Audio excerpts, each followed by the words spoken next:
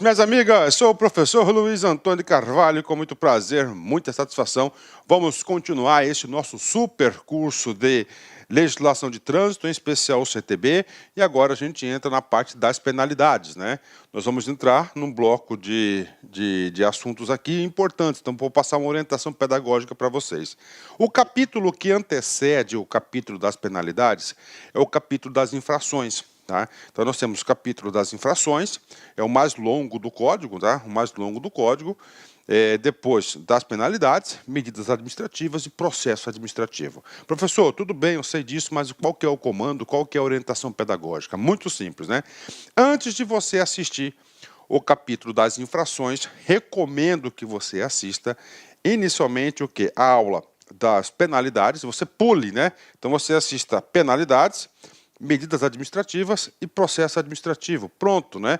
Aí, depois que você assistiu essas 3 videoaulas, você assiste às aulas das infrações, porque eu tenho certeza que você terá aí um melhor desempenho, né? Então, vamos lá. Penalidades, né?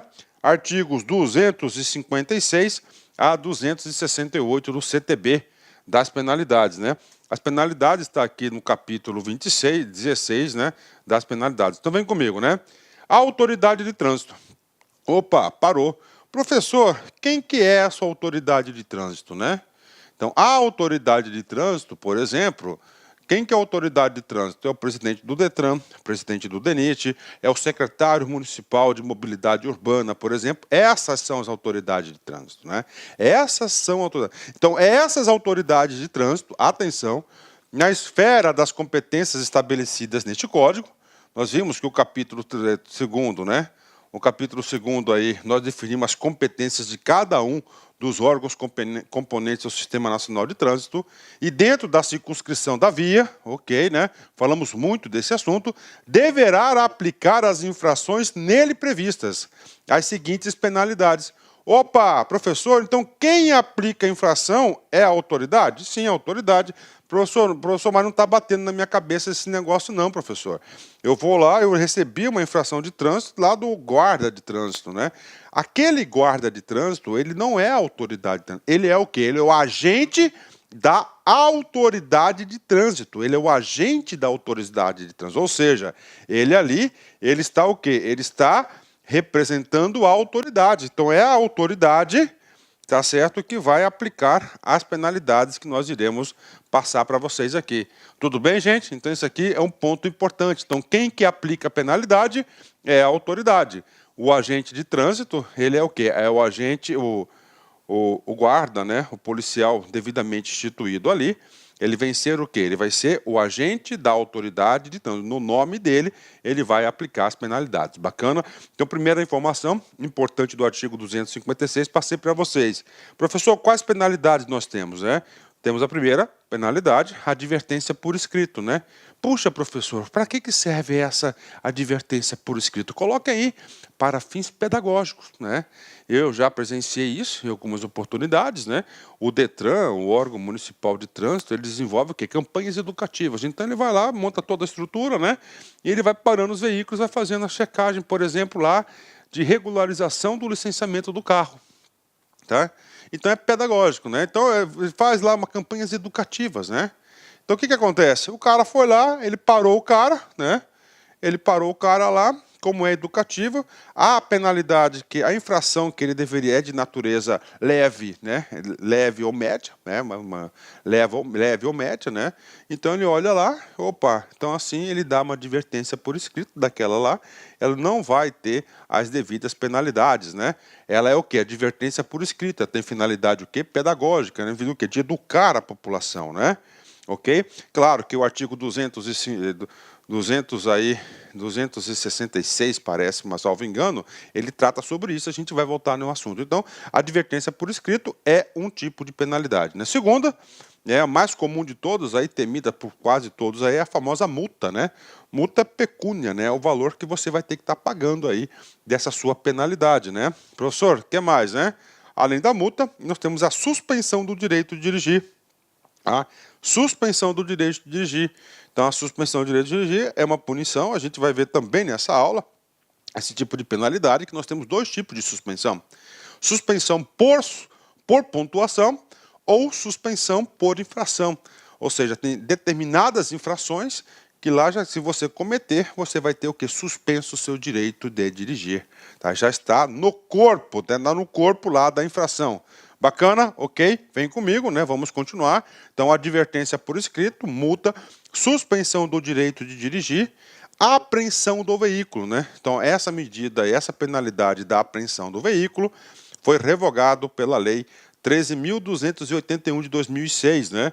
Ou seja, ela não existe ainda. Mas se você estudar lá na resolução do CONTRAN, nos seus anexos lá, a 271, onde que tem um detalhamento das condutas, lá aparece muito, inclusive até no próprio Código de Trânsito, essa penalidade de apreensão do veículo. Mas a apreensão do veículo, prestem muita atenção, principalmente no momento que vocês estudarem a aula de infrações, vai aparecer em diversos momentos, né?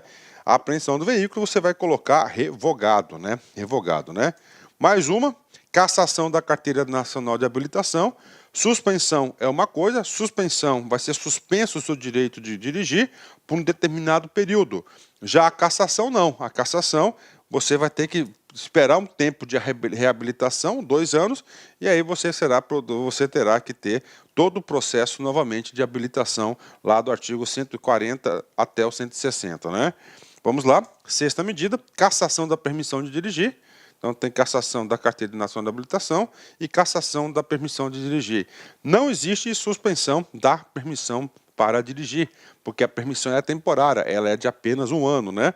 Pré-requisito para você se habilitar, inclusive. E, finalmente, frequência obrigatória em curso de reciclagem, tá? Bacana? Então, vem comigo, vou ler novamente, que essa informação é importante. Isso aqui tem que estar na sua revisão, no seu caderninho, no seu papelinho, aí, essas anotações, ó.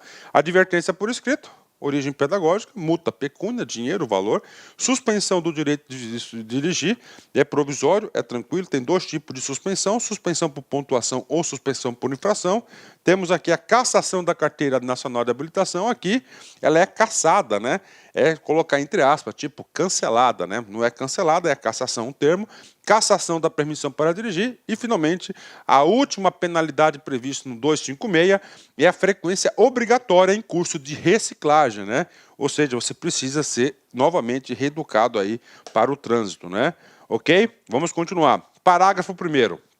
A aplicação das penalidades previstas neste Código não ilide as punições originárias de ilícitos penais decorrentes de crimes de trânsito, conforme disposições de lei, né? Professor, o que significa isso? Então, aqui ele está falando o seguinte, que a infração de trânsito é uma infração administrativa, né? Ou seja, a aplicação das penalidades previstas neste Código não elide as punições originárias de ilícitos penais decorrentes de crimes de trânsito, né? Ou seja, crimes de trânsito, você vai cair lá no Código Penal e você vai responder um processo penal. São 2 coisas diferentes, né? Você vai responder pelo crime de trânsito penal e você vai o quê? Ter que responder pela multa de trânsito, pela penalidade de trânsito. Aliás, essa penalidade ela é o quê? Ela é administrativa. São 2 coisas diferentes, né? Inclusive, no no CTB, nós temos o capítulo chamado crimes de trânsito, né? Vem comigo, né? Parágrafo 3º, o segundo foi vetado, né? A imposição da penalidade será comunicada aos órgãos ou entidades executivos responsáveis pelo licenciamento do veículo e habilitação do condutor. Tá? Então, ele será comunicada toda e qualquer penalidade ao seu devido cadastramento, né? Licenciamento do veículo, vinculado ao RENAVAM, tá? RENAVAM aqui tem um errinho de português, né? Que é um M aqui, não é um N, né?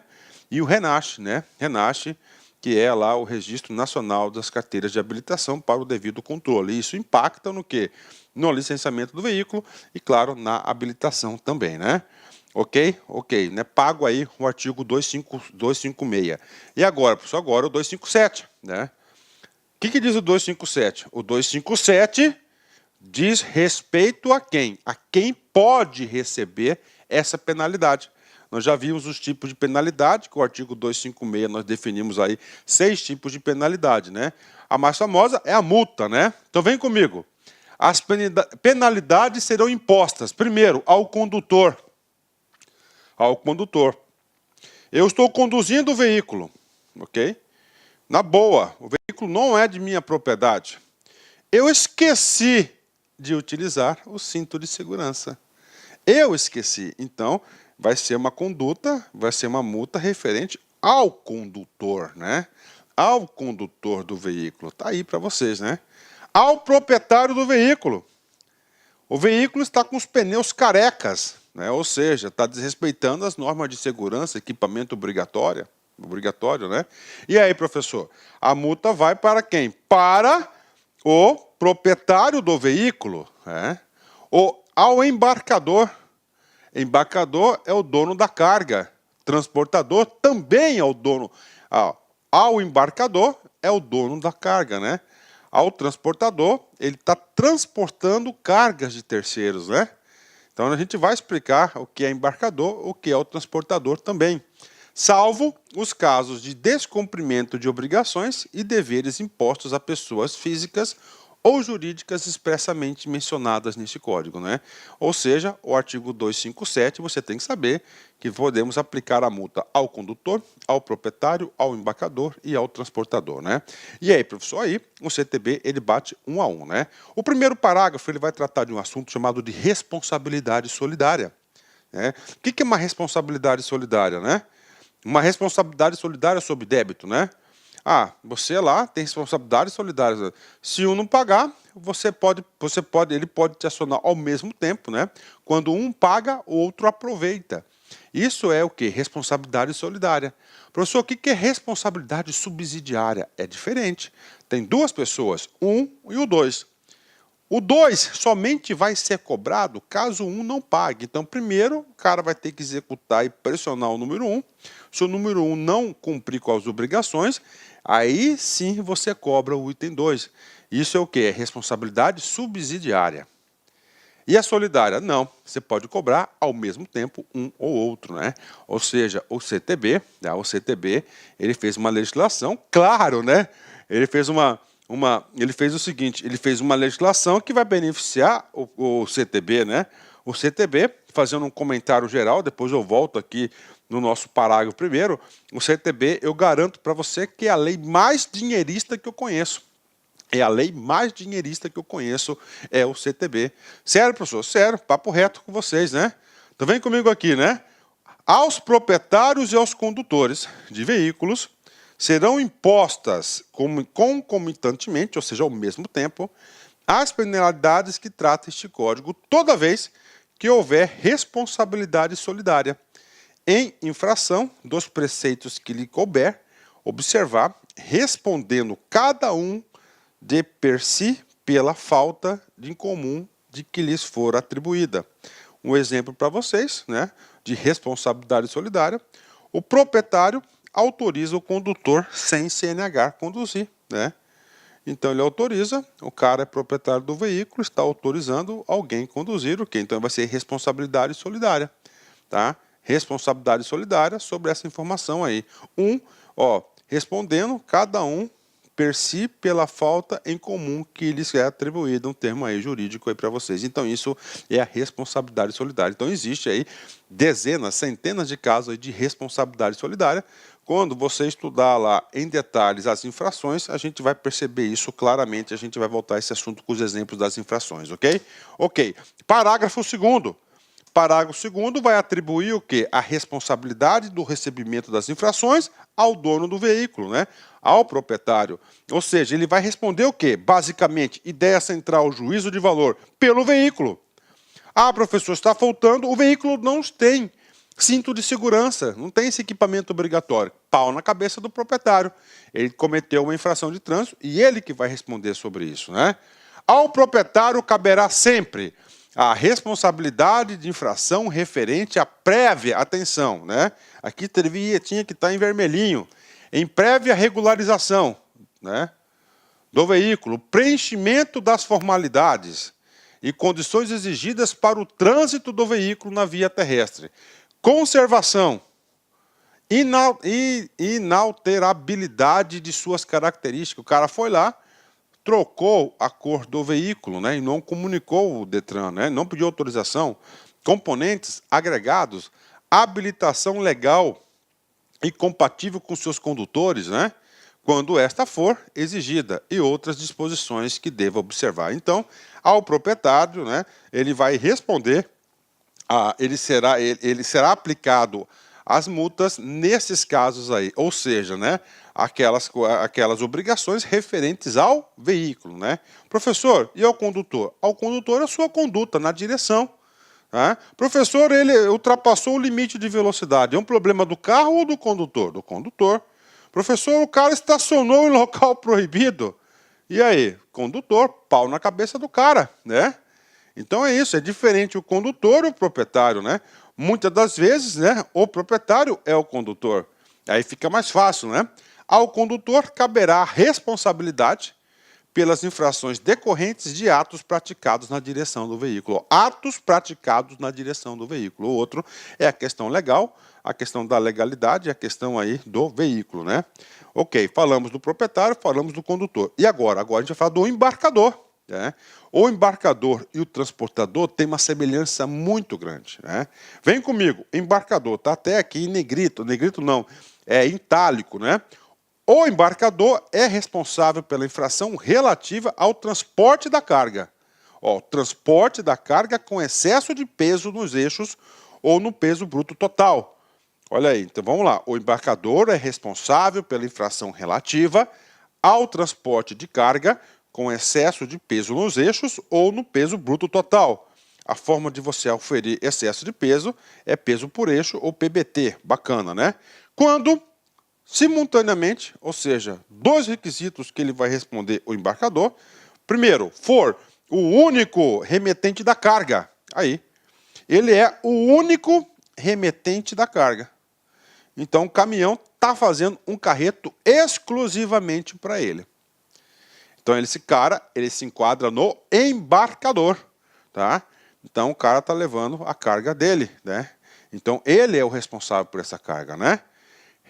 Carga remetente da carga. E, né, segundo, olha aí, segundo, né, peso declarado na nota fiscal, né, fatura ou manifesto for inferior àquele referido, né? Ou seja, na nota fiscal consta lá 3 toneladas, tá? Foi auferido um peso, né, o peso da lotação de 4 toneladas, né? Então, neste caso, tá? Neste caso aqui, esse embarcador, como ele é o único, né? Ele é o único proprietário dessa carga, né? Então, ele vai responder por essa infração o quê? Por excesso de peso, né? Porque o condutor, para ele pensa que estava transportando uma carga que tinha 3 toneladas. Só que, na verdade, essa carga tinha o quê? Mais de 3 toneladas. Então, o Código de Trânsito, sabiamente, tirou essa das costas do condutor, né? Do motorista profissional e atribuiu ao embarcador. De novo, vamos ler que esse cara aqui é importante. O embarcador é responsável pela infração relativa ao transporte de carga com excesso de peso, nos eixos ou no peso bruto total, quando, simultaneamente, for o único remetente da carga e o peso declarado na nota fiscal, fatura ou manifesto for inferior àquele aferido, né? Então tá aí para vocês aí o embarcador. E agora, pessoal, agora questão de concurso. Se eu fosse a banca examinadora, eu ia tentar confundir a figura do embarcador com a figura do transportador, porque é muito próximo, né? Ambos vão responder por excesso de peso. Vem comigo, ó. O transportador, tá? A transportadora, né? A transportadora que está fazendo o carreto, a ação de logística, é responsável pela infração relativa ao transporte de carga com excesso de peso nos eixos ou quando a carga proveniente de mais de um embarcador ultrapassar o peso bruto total. Opa, mudou! O embarcador ele é único e tem que ter o quê? A discordância do peso oferido com a nota fiscal ou documento equivalente. Aqui não. O transportador é responsável pela infração relativa ao transporte de carga com excesso de peso nos eixos ou quando a carga proveniente de mais de um embarcador ultrapassar o peso bruto total, né? Então, ou quando por mais de um embarcador, então tem várias pessoas transportando aquilo ali. Então, o transportador, a transportadora, ele vai ser responsável por isso, né? Carga com excesso de peso, tá? Carga com excesso de peso. Então, ele é responsável pelas infrações de trânsito, né? Ok, né? Vamos lá, comigo aqui. Agora é o seguinte, é uma responsabilidade do transportador e do embarcador. O embarcador são solidariamente responsáveis, né? A solidariedade. O transportador e o embarcador são solidariamente responsáveis pela infração relativa ao excesso de peso bruto total, se o peso declarado na nota fiscal, fatura ou manifesto for superior ao limite legal. Então aí, quando há excesso de peso, né, porque a gente coloca a nota fiscal nós sabemos que não existe nenhum tipo de tolerância, é aquele valor, então ele vai cobrar solidariamente, né, a falta de um, o outro responde aí ao mesmo tempo por si ou juntamente pelaquela infração, né? Bacana, né? Ok, né? Vamos comigo, né? Vem comigo. Parágrafo 7º, né? O que acontece aqui? Parágrafo 7º, ele foi incluído aí em 2017, né? O que ele fala aqui? Ele fala, né? Ele dá aí um dispositivo muito importante, né? Ele define aqui um prazo de 15 dias. Né? Olha só, não sendo imediata a identificação do infrator, que é isso difícil a gente identificar o infrator, né? O principal condutor ou condutor do veículo, tá, terá 15 dias. Professor, o principal condutor, tá? Então nós temos aqui o principal condutor é uma coisa. Pode cair na prova. O principal condutor daqui. O proprietário do veículo. Tá? Tenho que explicar esses caras aqui para vocês antes de a gente prosseguir. Tá? Esse comando aqui é um comando interessante. O carro, a LAC tem um carro, tem a LAC tem um veículo, o nome da LAC, tudo certinho, sem problema nenhum. Tá? A LAC tem aí um veículo. E aí, professor, a LAC tem esse veículo, né? E aí o seguinte, nós temos lá o nosso principal condutor. Então, claro, com a anuência dele, a gente vai ver, está aqui ainda, né? Está no roteiro da aula. Eu falo, olha, o senhor João, ele é o principal condutor, Detran. Então tá lá. Então ele é o principal condutor daquele veículo, né? Isso aí é interessante. Por quê? Porque o Detran vai considerar ele como condutor daquele veículo, né? Não a pessoa jurídica. Não, ó. Proprietário do veículo, não precisa falar que é o cara que é dono. Então, não sendo imediata a identificação do infrator, o principal condutor ou proprietário terá 15 dias após a notificação de atuação para apresentá-lo na forma que dispuser o Conselho Nacional de Trânsito. Então ele tem 15 dias para quê? Para ele informar quem que realmente, ó, não sendo imediata a identificação do infrator. Então ele tem 15 dias para identificar o infrator. Tanto o principal condutor e, claro, em especial o proprietário do veículo, ele tem essa obrigação, né? Ao fim do qual, não o fazendo, será considerado responsável pela infração o principal condutor ou, em sua ausência, o proprietário do veículo, né? Olha que coisa interessante, né? Então, se o cara é o principal condutor, não identificou o veículo, né? Isso aqui é muito interessante, né? Essa comunicação você é feita no próprio corpo da multa. Eu mesmo já preenchi várias vezes isso, né? De estar comunicando aí quem é o principal infrator daquele veículo, né? Quem é o principal, quem que foi o infrator daquela infração de trânsito. Então ele tem 15 dias. Se ele não apresentar o principal condutor, ele vai responder por aquela multa, né? E claro, também ao proprietário. Esse dispositivo é muito interessante. Então, ele diz o seguinte, ele dá uma obrigação, né, que o principal condutor e o proprietário têm obrigação de informar quem que foi o infrator daquela infração, né? Parágrafo 9º, vem comigo aqui, né? Olha só, seguindo a sequência. Após o prazo previsto no parágrafo anterior, 15 dias. Está lá, 15 dias. Qual que é a obrigação? A obrigação é de informar quem que foi o verdadeiro infrator daquela infração.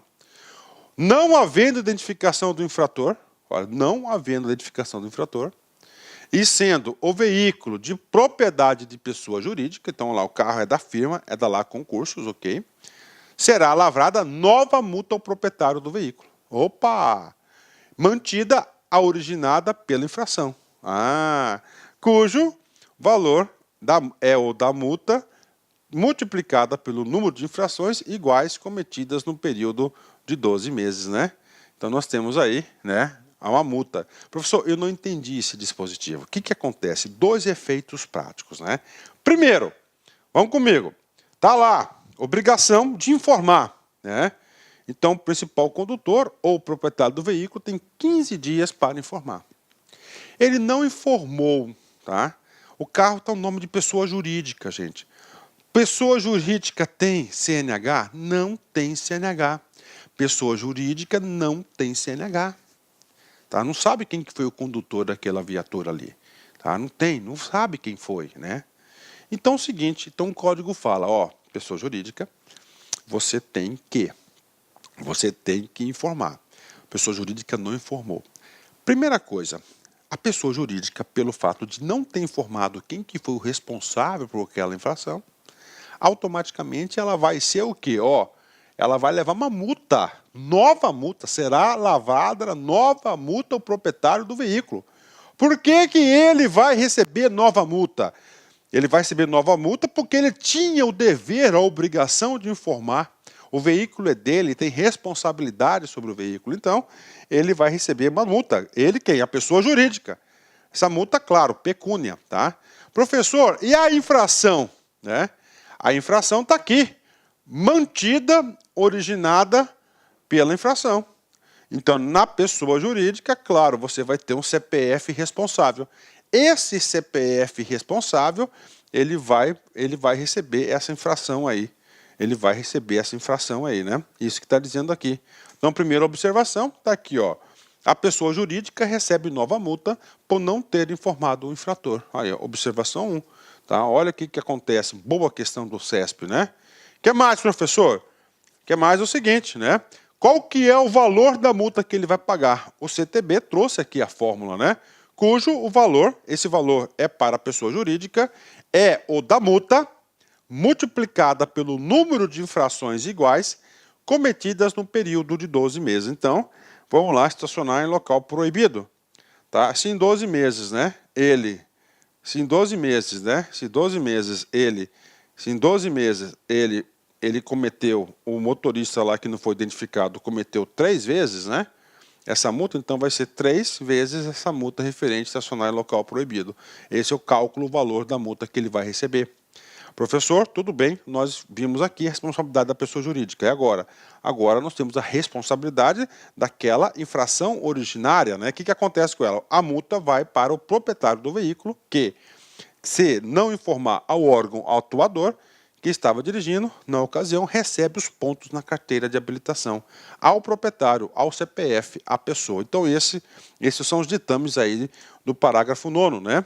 Certo, né? E aí, professor? Vamos lá, parágrafo 9º, parágrafo 8º, agora o 9º.